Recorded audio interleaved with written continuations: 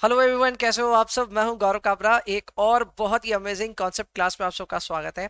आप सभी जानते हैं सीएमए फाइनल के लिए एसएफएम आमतौर पे हम तैयार करते हैं, बट तैयारी करते वक्त कई बार ना कॉन्सेप्ट्स पे खुल करके बैठ करके बात करने का ना मन नहीं करता या टाइम भी नहीं मिलता, क्योंकि हम सभी जानते हैं कि सीएमए फाइनल लेवल में फाइनेंस को बहुत ज्यादा एक्सप्लोर नहीं करना चाहता, इंस्टीट्यूट खुद ही नहीं चाहता। सो जरूर सारे कॉन्सेप्ट्स हैं वहां पे, पर वो कॉन्सेप्ट्स एग्जाम में टेस्ट नहीं होते। अगर टेस्ट भी होते तो बहुत ज्यादा डेप्थ में नहीं जाते। ऐसे में आपका मेरा सबका जो एक मन रहता है कि फाइनेंस के कॉन्सेप्ट्स को ढंग से डिटेल में चर्चा करें, अच्छे से समझें और टाइम लगा करके पढ़ें, वो यार क्लास के दौरान ना पॉसिबल नहीं हो पाता है। क्लास में हर कॉन्सेप्ट को एक कर्टेल्ड फॉर्मेट में ही मुझे परोसना पड़ता है, यानी कि चीजों को डिस्कस करते हैं बट डिस्कस करके उतना टाइम नहीं देते कि भाई अपने इस सब्जेक्ट को ही पढ़ते रह जाएं। 200-250 घंटे का कंटेंट मुझे नहीं बनाना for SFM. So what we have done, हमने अपने क्लास में जो कॉन्सेप्ट डिस्कस किए उनको उतना ही डिस्कस किया जितने से आपका काम हो जाता है, and that is excellent for your examination. अगर आप अपने एग्जाम में एसएफएम तैयार कर रहे हो, go ahead with the video course. लेकिन इसके अलावा अगर आपके मन में है कि नहीं भैया हमें कॉन्सेप्ट्स ना बहुत अच्छे से समझने हैं, तो भाई आपको समझने भी और मुझे समझाने भी हैं, तो फिर इसीलिए इस प्लेलिस्ट में आपका स्वागत है। इस प्लेलिस्ट में बहुत सारे वीडियोस आएंगे। ये वैसे तो सेकंड क्लास ही है, बट ऐसे ही कॉन्सेप्ट क्लासेस आती रहेंगी, तो इस प्लेलिस्ट को अपने पास सेव करके रख लें। एट द सेम टाइम हो सके तो चैनल को सब्सक्राइब कर लें, क्योंकि धमाकेदार वीडियोस आएंगे, टाइम टू टाइम आएंगे, आपके लिए गजब गजब का कंटेंट आएगा। शुरुआत करते हैं आज के अपने इस कॉन्सेप्ट क्लास की। सीएमए फाइनल एसएफएम के स्टूडेंट्स के लिए ऑब्वियसली ये है लेक्चर, लेकिन अगर आप ऐसे भी एक फाइनेंस एंथुजियास्ट हैं और आप जानना चाहते हैं एनपीवी वर्सेस आईआरआर के बारे में, this is good to go. शुरुआत करते हैं, लेट्स गेट स्टार्टेड। सबसे पहले नेट प्रेजेंट वैल्यू और आईआरआर के बीच में लड़ाई होती है, ये एक बात तो समझनी पड़ेगी हमें, और शायद कुछ लोगों को पता है, ठीक है ना। हमें पता है कि भैया एनपीवी और आईआरआर मेथड्स क्या होते हैं, लास्ट वीडियो में डिस्कस किया था हमने। लेकिन फिर मैंने कहा भी था और हमें पता भी है कि एनपीवी और आईआरआर में कभी कभी ना लड़ाई हो जाती है। यानी एनपीवी बोलता है project A is better, IRR बोलता है प्रोजेक्ट बी इज बेटर। ऐसे में हम किसकी सुने? अच्छा भैया हमें वो भी मालूम है, हम सुनते तो हमेशा एनपीवी की है। तो क्वेश्चन उठता है कि क्यों एनपीवी की सुनते हैं, क्यों आईआरआर की नहीं सुनते? फिर ये भी डिस्कस होना चाहिए।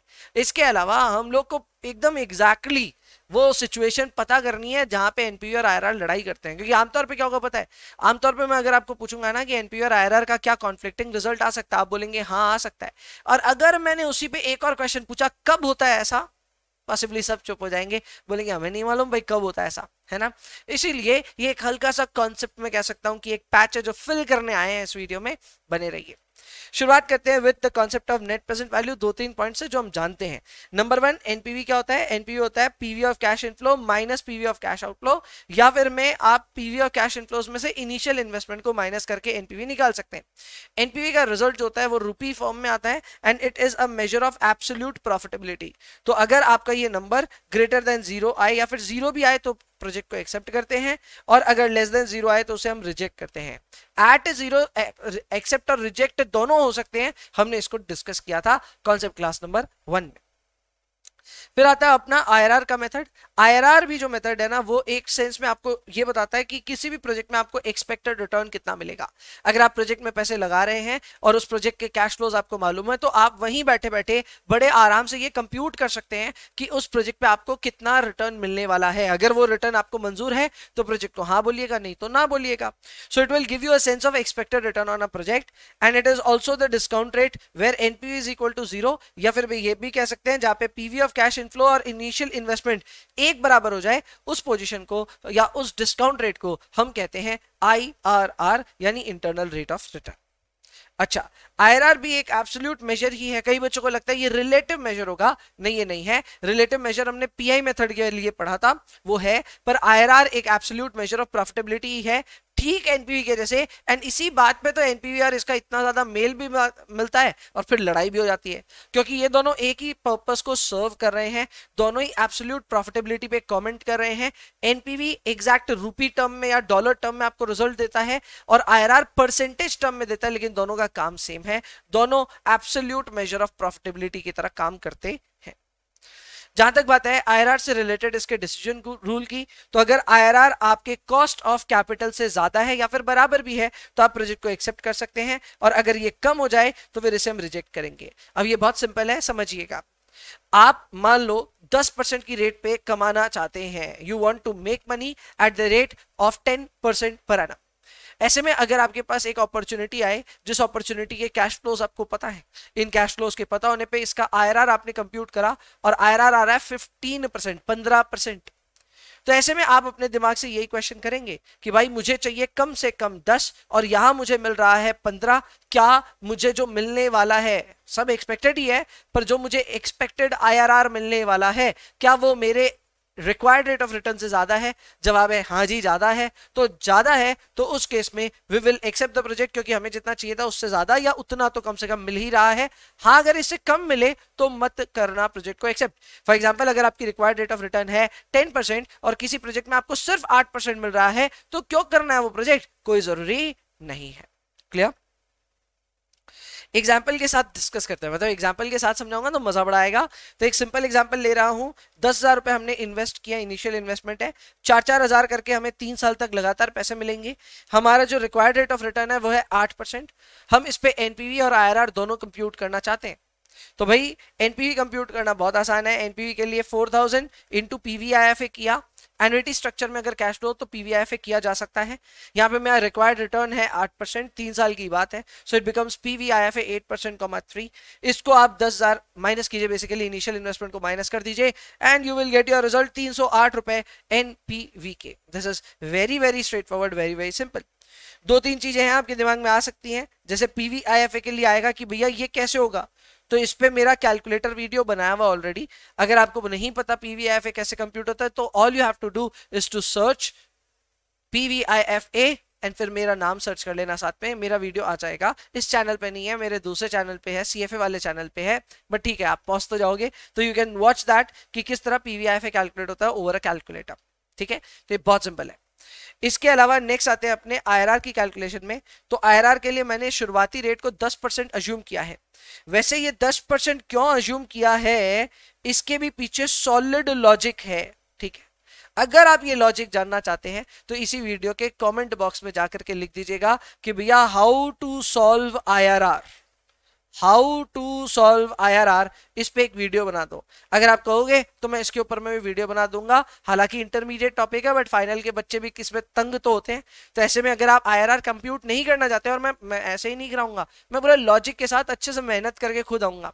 एंड बाय द वे जब ये कॉन्सेप्ट क्लास चल रही है, अगर ये कॉन्सेप्ट क्लास 20 मिनट 25 मिनट भी चले ना, आप ये मानना मेरे 2 घंटे लग रहे हैं, क्योंकि पूरे नोट्स को बनाना, न्यूमेरिकली सोचना कि कौन सी चीज को कैसे पिराएंगे, समय लगता है उसमें। सो उस समय के लिए, उस मेहनत के लिए लाइक कर दीजिए वीडियो को। ठीक है, आगे बढ़ते हैं। आईआरआर की अगर हम बात करें तो आईआरआर को मैंने 10% पे अज्यूम किया। तो हम क्या करते हैं आमतौर पे, हम कैश इनफ्लोज का पीवी करते हैं, और यहाँ पे कैश इनफ्लोज का पीवी करने पे हमारा रिजल्ट आया 9948 का। ठीक है, और हम 10% पे ऑलरेडी कर, सॉरी 8% पे हम ऑलरेडी कर चुके हैं। 8% पे जो हमारा पीवी ऑफ कैश इनफ्लो है वो है 10,308। कितना है? 10,308। तो बस हमने यहाँ इंटरपोलेशन लगाया। इंटरपोलेशन के लिए r -8 डिवाइडेड बाई 10 - 8, यहाँ पे 10,000 - 10,308, 9948 - 10,308 करके बेसिकली इंटरपोलेशन लगा करके रिजल्ट आ गया 9.71%। आपको इंटरपोलेशन भी नहीं आता तब तो आप डेफिनेटली कमेंट कर देना how do we solve IRR, तो मैं उसके ऊपर अच्छे से वीडियो बनाऊंगा, स्टेप बाय स्टेप सब चीज सिखाऊंगा। लेकिन फिलहाल डिस्कशन के लिए मैं समझा रहा हूं कि आईआरआर कंप्यूट कैसे होता है। तो रिजल्ट आ रहा है 9.71%। तो यहाँ पे भी हमारा डिसीजन रूल क्या है, आर जो कि हमारा आईआरआर है वो है 9.71%, हमारे कॉस्ट ऑफ कैपिटल से ये ज्यादा है तो हम यहाँ पे भी प्रोजेक्ट को एक्सेप्ट करेंगे। अब गौर करना प्लीज, यहाँ पे अगर हम एनपीवी की बात करें तो एनपीवी का भी रिजल्ट पॉजिटिव आया था, एनपीवी को भी हम एक्सेप्ट कर रहे थे और यहाँ पे भी हम एक्सेप्ट ही कर रहे हैं। तो लड़ाई कहाँ हुई भाई? मतलब मैंने तो शुरुआत में ये कहा था ना एनपीवी वर्सेस आईआरआर, तो एनपीवी मेथड और आईआरआर के तो कॉन्फ्लिक्टिंग रिजल्ट्स आने चाहिए थे, अनफॉर्चुनेटली आए नहीं है। यहाँ पे एनपीवी के हिसाब से भी प्रोजेक्ट को एक्सेप्ट करना चाहिए और आईआरआर के हिसाब से भी your IRR is greater than your cost of capital, तो ये भी एक्सेप्ट करना चाहिए। तो लड़ाई तो कहीं है ये नहीं, काय को लड़ा रहे हो है एक्चुअल में, वो लड़ाई कहाँ होती है उसी के लिए हम लोग थर्ड पॉइंट इसका पढ़ रहे हैं, which is going to be conflict between NPV and IRR. अब ये समझना दोस्तों, कभी भी अगर एक सिंगल प्रोजेक्ट के लिए आप एनपीवी और आईआरआर कंप्यूट कर रहे हैं तो कॉन्फ्लिक्ट कभी नहीं होगा। कॉन्फ्लिक्ट होने के लिए म्यूचुअली एक्सक्लूसिव सिनेरियो होना चाहिए। इसका मतलब आप 2 या उससे ज्यादा प्रोजेक्ट्स के लिए सोच रहे हैं और उनमें से कोई एक ही कर सकते हैं, उन्हें हम कहते हैं म्यूचुअली एक्सक्लूसिव। सो ऐसा हो सकता है कि आप 2 प्रोजेक्ट्स को इवैल्यूएट कर रहे हैं पर उनमें से एक ही कर सकते हैं, या 3 प्रोजेक्ट्स को इवैल्यूएट कर रहे हैं उनमें से एक कर सकते हैं। तो जब ऐसी सिचुएशन आए कि आपस में लड़ मरने की सी बात आ रही है, तब एनपीवी और आईआरआर भी लड़ सकते हैं। मतलब प्रोजेक्ट्स ही म्यूचुअली एक्सक्लूसिव हैं, तो आईआरआर और एनपीवी आपको अलग अलग दिशाओं में ले जाते दिख सकते हैं। अब आप कहेंगे नहीं नहीं नहीं, ऐसे थोड़ी ना मान लेंगे आपकी बात। अरे ऐसे मैं बताऊंगा भी नहीं, I have numerical example for each and everything, so don't worry. मजेदार है, और लास्ट में ना आपके लिए खूब सारे हंसी ठहाके है कि I brought something for you, तो वो भी बड़ा मजा आएगा। थोड़ी देर रुको, ठीक है। चलो जी, तो यहाँ पे देखो बहुत सिंपल सा बोला है कि एक तो लड़ाई हो सकती है, लड़ाई होने के लिए म्यूचुअली एक्सक्लूसिव होना जरूरी है, एंड दूसरा ये है कि भैया एनपीवी को प्रेफर करना चाहिए ओवर आईआरआर। और इसके लिए मैंने रीजन दिया है कि आईआरआर में बहुत सारी लिमिटेशंस हैं। क्या है लिमिटेशंस, डिस्कस करेंगे इसी वीडियो में, तो बने रहिए। एग्जाम्पल देता हूं आपके लिए। एग्जाम्पल में प्रोजेक्ट ए है, प्रोजेक्ट बी है, दोनों ही प्रोजेक्ट्स में जो इनिशियल इन्वेस्टमेंट है वो बराबर आप देख सकते हैं, ठीक है। दोनों केस में कैश फ्लोज जो है वो भी हमें दिए हुए हैं। यहाँ पे डिस्काउंट रेट 10% की दी है। हमें एनपीवी और आईआरआर कंप्यूट करना है फॉर बोथ द प्रोजेक्ट्स, और फिर सजेस्ट करना है कि इनमें से कौन से प्रोजेक्ट को हम एक्सेप्ट करें। तो भाई आते हैं, शुरुआत करते हैं विद प्रोजेक्ट ए की एनालिसिस। प्रोजेक्ट ए का हमने एनपीवी कंप्यूट करा 10% के डिस्काउंट रेट को ध्यान में रखते हुए और कैश फ्लोज को ध्यान में रखते हुए। इसके कैश फ्लोज थे 6000, 5000, 4000 और 10,000 रुपए का इनिशियल इन्वेस्टमेंट था। So what we have done here is PV of cash inflow minus outflow, and ये करने के बाद एनपीवी आ रहा है 2592। याद रखना है इस फिगर को, मैं आके कंक्लूजन में दूंगा, लेकिन फिर भी याद करना 2500 समथिंग है। फिर हमने इसका आईआरआर भी कंप्यूट करना चाहा। आईआरआर के लिए मैंने 25% को लेकर के शुरुआत करी है। भैया आपको कैसे पता चला कि 25% है? भाई मैं अंतर्यामी हूं, मेरे को आता है आईआरआर सॉल्व करना, तो मैं 25% पे स्ट्रेट अवे फॉल किया। अगर आपको नहीं आता तो आप 10, 20 कुछ भी लेकर के करोगे, बट क्योंकि मुझे थोड़ा बहुत आइडिया है, आई स्ट्रेट अवे स्टार्टेड विद 25%। मैंने 25% पे सॉल्व किया, तो इसका पीवी आ रहा है 10,048 यानी 10,048। मुझे 10,000 चाहिए, so we are very close, still not accurately close, correct. तो हमने फिर 26% पे भी इसको सॉल्व करा, और 26% पे जब हमने सॉल्व किया तो फिर इसका नंबर आया 9912। अब आपके पास 25% और 26% दोनों के रिजल्ट्स हैं। इंटरपोलेशन अप्लाई करके, जो कि मैंने यहां अप्लाई किया है, रिजल्ट आ रहा है 25.35%। यानी कि प्रोजेक्ट ए को हम कंक्लूड करते हैं यहाँ पे, इसकी एनपीवी पॉजिटिव आ रही है, और एनपीवी जो पॉजिटिव आ रही है वो है 2592, और इसकी जो आईआरआर भी है वो आ रही है 25.35%, which is a very good IRR as well. और क्योंकि हमारा आईआरआर हमारे कॉस्ट ऑफ कैपिटल जो कि 10% ही था उससे ज्यादा है, तो एनपीवी और आईआरआर दोनों के हिसाब से ये प्रोजेक्ट एक्सेप्टेंस के तौर पे मतलब बेसिकली क्वालिफाई करता है। एक्सेप्ट तो करना चाहिए, लेकिन हम सिर्फ प्रोजेक्ट ए को देख करके डिसीजन नहीं ले सकते, हमें प्रोजेक्ट बी को भी देखना होगा, दोनों में जो बेहतर होगा उसके लिए बात करनी होगी। तो यही सेम काम हमने प्रोजेक्ट बी के लिए किया। प्रोजेक्ट बी के केस में एनपीवी कंप्यूट किया, हमारे पास कैश फ्लोज थे और डिस्काउंट रेट था 10% का, हमने यूज किया, उसमें से इनिशियल इन्वेस्टमेंट माइनस किया, तो PV of cash inflow minus initial investment करने के बाद में एनपीवी आया 2712 यानी 2712। सो क्लियरली आपकी जो एनपीवी प्रोजेक्ट ए में आ रही थी 2592, उससे 2712 ज्यादा है। सो एनपीवी के लहजे से ये कहना गलत नहीं होगा दैट प्रोजेक्ट ए से बेहतर है प्रोजेक्ट बी। बट इतने में बात खत्म नहीं हुई, हमने आईआरआर कंप्यूट करना शुरू किया। आईआरआर में मैंने 20% लेकर के सॉल्व किया, वैल्यू आया 10,347। ये वैल्यू है किसका? ये वैल्यू है for PV of cash inflows. अच्छा, कुछ चीजें यहाँ पे गलत है, यहाँ जो मैंने इन्वेस्टमेंट अमाउंट माइनस करा ना उसका जरूरत नहीं है, ऊपर भी किया है मैंने 2 जगह। इन्वेस्टमेंट अमाउंट माइनस नहीं करना, हम तो सिर्फ इनफ्लोज का अमाउंट निकाल रहे हैं ना। सो 10,000 need not be deducted, NPV में डिडक्ट होगा बट आईआरआर में नहीं होगा। फिर से मैं समझा दूं, एनपीवी में डिडक्शन किया, आईआरआर में जरूरत नहीं है, क्योंकि हम अभी सिर्फ पीवी ऑफ कैश इनफ्लोज ही निकाल रहे हैं। तो रिजल्ट आ रहा है 10,048 एंड 9,911। सॉल्व किए 25.35 आया प्रोजेक्ट ए का। प्रोजेक्ट बी में सेम यही काम हम किए, तो हमारे पास में यहाँ पे 22% और 20%, ये 2 रिजल्ट्स हैं, और इन दोनों पे हमने अपना पीवी कैलकुलेट किया। पीवी हमें तो चाहिए 10,000, पर हमारे पास 2 रिजल्ट्स आ रहे हैं, एक आ रहा है 10,347, एक आ रहा है 9,955। तो जाहिर सी बात है हम इंटरपोलेशन अप्लाई करेंगे, और इंटरपोलेशन अप्लाई करने के बाद फाइनल रिजल्ट आ रहा है 21.77%। अब मजा आएगा। कंक्लूजन ये है आपके सामने, कंक्लूजन ये है कि एनपीवी के हिसाब से प्रोजेक्ट ए का एनपीवी है 2592 यानी 2592, वहीं पे प्रोजेक्ट बी का एनपीवी है 2712, सो क्लियरली एनपीवी के मामले में तो project B is lot better. But वहीं पे जब हमने आईआरआर कंप्यूट किया तो प्रोजेक्ट ए का आईआरआर आ रहा है 25.35%, जबकि प्रोजेक्ट बी का काफी कम आ रहा है आईआरआर, एंड आईआरआर इज 21.77%। हो गई लड़ाई? हाँ भैया हो गई लड़ाई। क्यों? क्योंकि एनपीवी के हिसाब से कौन सा प्रोजेक्ट बेटर हो गया? Project B. और आईआरआर के हिसाब से कौन सा प्रोजेक्ट बेटर हो गया? ए। किसके साथ जाएं भैया, किसके साथ जाएं? तो भाई we will go with project B. Basically NPV जिसको जिताएगा हम उसी के साथ जाएंगे। तो यानी बहुत बड़ी डिस्कशन का लास्ट में सार ये निकलता है कि अगर आप एक ही प्रोजेक्ट का एक्सेप्टेंस या रिजेक्शन देख रहे हैं तो एनपीवी और आईआरआर आपस में कभी नहीं लड़ेगा। जी हां, हमेशा दोनों सेम रिजल्ट देगा। अगर एनपीवी ने बोला एक्सेप्ट करने का तो आईआरआर भी बोलेगा एक्सेप्ट करने का। लेकिन दोनों में लड़ाई तब शुरू होती है जब आप म्यूचुअली एक्सक्लूसिव सिनेरियो में हो, यानी दो प्रोजेक्ट और दोनों में से कोई एक ही आप कर सकते हो। ऐसे में there is a clear possibility जहां पे आपका एनपीवी के हिसाब से एक प्रोजेक्ट सेलेक्ट हो जाए और आईआरआर के हिसाब से दूसरा सेलेक्ट हो जाए। और उस केस में मेरा रिकमेंडेशन है, सारी किताबों का भी रिकमेंडेशन है कि एनपीवी के साथ जाएं, आईआरआर के साथ ना जाएं। इसके दो बड़े कारण हैं। पहला बड़ा कारण है कि एनपीवी एग्जैक्टली आपको बताता है कि शेयर होल्डर वेल्थ कितने से बढ़ेगा। हमारे लिए वो पैरामाउंट डिसीजन है। यानी हम चाहते हैं कि शेयर होल्डर वेल्थ बहुत ज्यादा अमाउंट से बढ़े, या बढ़े एटलीस्ट, हमें परसेंटेज से लेना देना नहीं है। We want to increase the wealth, and इसीलिए एनपीवी को देखा जाता है।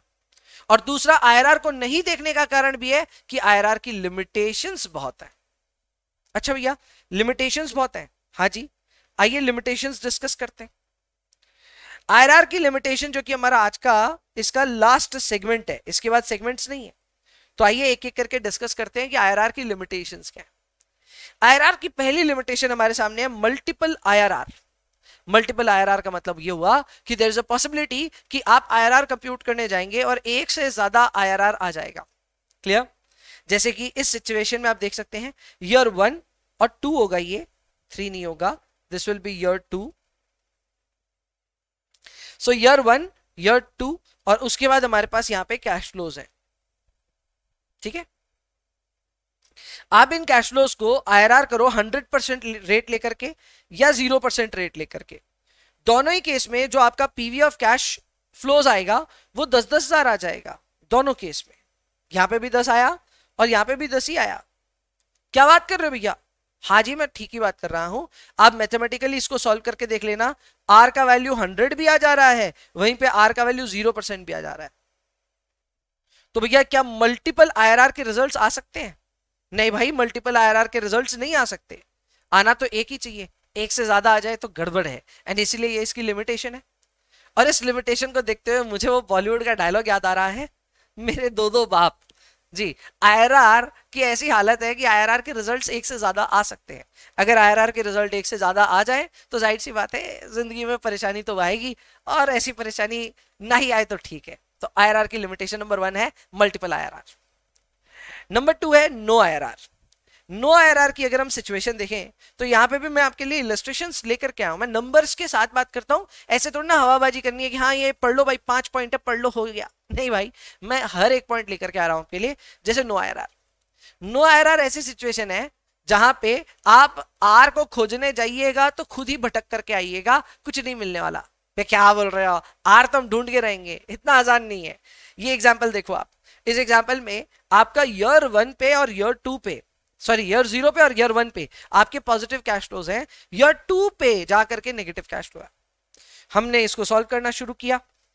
सॉल्व करने के लिए PV of cash inflows is equal to initial investment वाला फॉर्मूला लगाया, या फिर मैं PV of inflows is equal to PV of outflows वाला फॉर्मूला लगाया।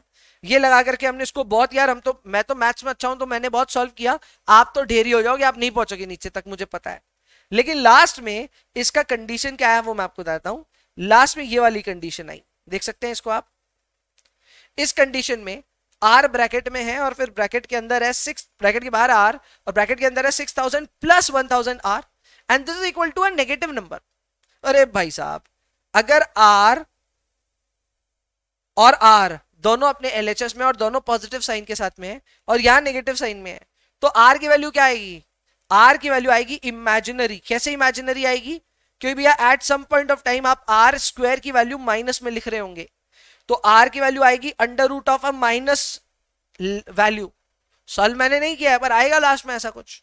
तो ये तो इमेजिनरी सिचुएशन हो जाती है। मैथ्स में इसका कोई जवाब नहीं है भैया, मतलब नॉर्मल मैथ्स में। अब ऐसे तो बहुत कुछ किया जा सकता है पर नॉर्मल मैथमेटिक्स में इसका कोई जवाब नहीं है हमारे पास, यानी कि इसको कितना भी ढूंढो ये मिलेगा नहीं। ठीक है, अब मिलता ही नहीं, पता नहीं कहाँ है। वैसे ये मीम्स ना कौन सी मूवीज से है, अगर आपको पता है तो लिखते जाइए। पहली वाली तो यार बहुत पुरानी मूवी है, मुझे नहीं मालूम आपको ये देखी हुई कि नहीं, पर सेकंड वाली जो मीम है ये तो मैं उम्मीद करता हूँ आपको पता होगा। पता है तो कमेंट में डाल देना। ठीक है, चलो जी, तो आगे के लिमिटेशंस पे बात करते हैं। आगे की लिमिटेशंस पे है अनकन्वेंशनल कैश फ्लो। ये भी इसकी एक प्रॉब्लम है, ये ऑलरेडी हम डिस्कस कर चुके हैं। अगर आपके पास में कैश फ्लोस इस नेचर के होते हैं जहां पे कैश फ्लो आपका शुरुआत में है नेगेटिव, फिर हुआ पॉजिटिव और फिर वापस नेगेटिव हो गया, बेसिकली अपने रंग बदल रहा है बहुत तेजी से, कभी पॉजिटिव है कभी नेगेटिव है, फिर वापस पॉजिटिव है, या फिर नेगेटिव है पॉजिटिव है फिर नेगेटिव है, इस तरह का कोई भी कॉम्बिनेशन अगर आपको देखने को मिला तो उसे हम कहते हैं unconventional cash flows. And unconventional cash flow में आईआरआर बोलता है मुझे चक्कर आ रहे हैं, correct. So it will not give you any great result अगर अनकन्वेंशनल कैश फ्लोस है तो। दूसरा, स्केल को लेकर के भी बहुत इग्नोरेंस है। इसका मतलब एकदम पॉसिबल है कि आपके पास में दो प्रोजेक्ट है ए और बी, इधर में इन्वेस्टमेंट है 10,000 रुपए का, इधर में इन्वेस्टमेंट है 2,000 रुपए का। ठीक है, इधर में एनपीवी है 2,000 का और इधर में एनपीवी है मान लो 500 का। ठीक है, आईआरआर मेथड क्या बोलेगा पता है? इसका आईआरआर बहुत अच्छा आने वाला है। तो आईआरआर मेथड बोलेगा कि ये वाला प्रोजेक्ट कर लो। अरे भाई स्केल भी तो देखो, ये वाला जो प्रोजेक्ट है ये बड़ा प्रोजेक्ट है, इस पे एनपीवी भी ज्यादा है, फायदा हमें ज्यादा यहां होगा। छोटे स्केल के प्रोजेक्ट में ज्यादा परसेंटेज कमा भी लेंगे तो क्या फायदा है, करेक्ट। ये ठीक वैसा हो गया कि आप अपने दुकान का कोई प्रोडक्ट तो बेच रहे हैं लेकिन उसमें मार्जिन नहीं है, करेक्ट। तो फिर मार्जिन या मार्जिन बहुत ज्यादा है लेकिन प्रोडक्ट बहुत कम दाम का है, तब माचिस बेच रहे हैं। ऐसे समझो ना यार, आप मैच बॉक्स बेचोगे, आपका 100% मार्जिन है उसमें, तो यार कितने ही पैसे बना लोगे? 2 रुपए का मैच बॉक्स 4 रुपए में बेच दोगे, हालांकि मुझे पता है मैच बॉक्स 1 ही रुपए का आता है, बट फिर भी 2 रुपए का मैच बॉक्स 4 रुपए में बेच दोगे तो भी यार क्या कमाओगे तुम? इससे बेटर है चीनी या जो भी आपको बेचना वो बेचो, उसमें मार्जिन भले ही कम होगा लेकिन आप ओवरऑल ज्यादा पैसे कमाओगे। सो बेसिकली एक सिंपल सा सिचुएशन ये है, स्केल को इग्नोर करता है। एंड फाइनल फाइनल फाइनल ये है कि भैया इसमें भी री इन्वेस्टमेंट का एक अजम्पशन लिया हुआ है। ये वैसे री इन्वेस्टमेंट का अजम्पशन आईआरआर का अकेले का नहीं है, एनपीवी भी जनाब ऐसे ही करता है। एनपीवी में भी जो री इन्वेस्टमेंट का अजम्पशन है वो ये है कि भैया हम जितने भी इंटरमीडिएट कैश फ्लोज हैं उनको हम री इन्वेस्ट करेंगे एट कॉस्ट ऑफ कैपिटल या फिर में required rate of return. First concept class में इसको डिस्कस किया था, आपने नहीं देखा तो आप देख लेना। लेकिन री इन्वेस्टमेंट जब आईआरआर में होती है तो ये उल्टा और एक अजम्पशन ले लेता है, मतलब वो अजम्पशन लेना भी गलत है, ठीक है ना, कि सारे री इन्वेस्टमेंट होंगे कॉस्ट ऑफ कैपिटल पे, पर ये तो और भी ज्यादा गलत है। ये बोलता है सारे री इन्वेस्टमेंट होंगे आईआरआर के लेवल पे। इसका मतलब क्या, मैं समझाता हूं। इसका मतलब ये है कि अगर मान लो आपका आईआरआर आ रहा है 25% प्रोजेक्ट की शुरुआत पे, फिर बीच बीच में बहुत बार आपके पास कैश फ्लोज आ रहे हैं और ये अज्यूम किया जा रहा है कि जब जब कैश फ्लो आएगा आपके पास 25% लायक कोई ना कोई और अपॉर्चुनिटी होगी। अच्छा, ऐसा जरूरी नहीं है। आपको 25% लायक ही अपॉर्चुनिटी मिलेगी ऐसा एकदम भी जरूरी नहीं है। तो आगे जाकर के हो सकता है कि आप वो अपॉर्चुनिटी वैसी मिले ही ना, तो आपकी री इन्वेस्टमेंट जो आप अज्यूम कर रहे हो वो कभी हो ही नहीं पाए।